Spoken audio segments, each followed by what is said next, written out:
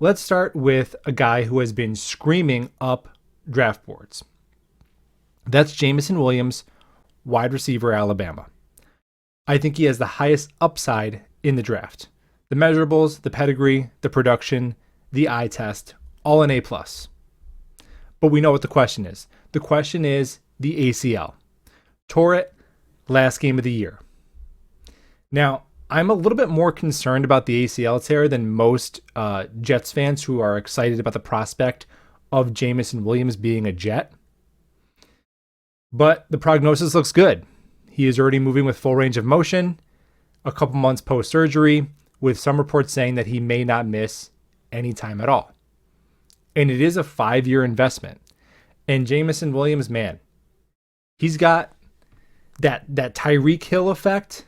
And if you watch basketball, it's like the Steph Curry effect, right? When Steph Curry takes one dribble across half court and he's already in his range, when he is screaming up and down the baseline, running off screens, when you have to respect the ball in his hands 38 feet from the basket, that puts so much pressure on a defense and opens things up for teammates in ways that even the most advanced analytics cannot quantify. Same thing with Jameson Williams. His mere presence on the field, you're going to have to roll a safety that way. No one's running with Jameson. And when you use him in motion, just like Tyreek Hill, right? When they're in man coverage and right before the snap, he sprints from the right hash across the formation, and you see the defense is communicating and the corner's trying to run by his own linebackers to keep up with him. Speed creates pressure. Pressure breaks pipes. So I'm for it. But the big question is, will he be ready? When will he be ready? Now, again, you say a first round pick. This is a 4 or 5 year investment. So who cares if he misses the first 4-6 weeks? Well, front offices and coaching staffs don't always have the luxury to think the way that fans do. You know, you often assume, like all fans, that fanatic, impulsive, short-term thinking. But oftentimes, fans have the luxury of thinking more down the line than coaches and GMs do. Because I'm going to be a New York Jets fan for the rest of my life. I know that. You know that. Robert Saleh and Joe Douglas do not know that they are going to be employed by the New York Jets past this year. So let's think about how this might go. Say the Jets select Jameson Williams, right? And it's a little slower than we thought, and he's not available the first 2 months of the year.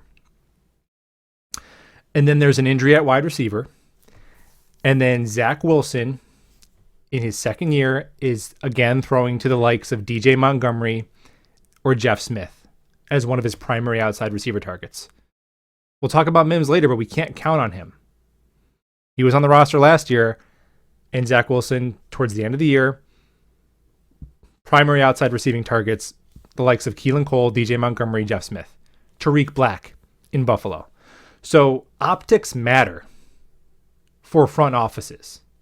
Winning matters most, but optics do matter.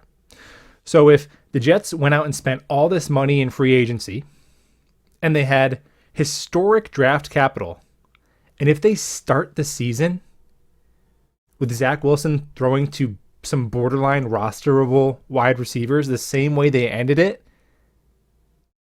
that's bad optics. That's bad optics. So am I willing to be patient for Jameson? Yeah. Could he be that like mid-season addition that Odell Beckham was, just comes in and dominates? Yeah. But it is something to consider. So what's your answer to that question? Is the injury risk worth it? Say he misses the first 2 months. Is that worth it? Put it in the comments below. What do you think? That's the big question for Jameson Williams as the 10th overall pick.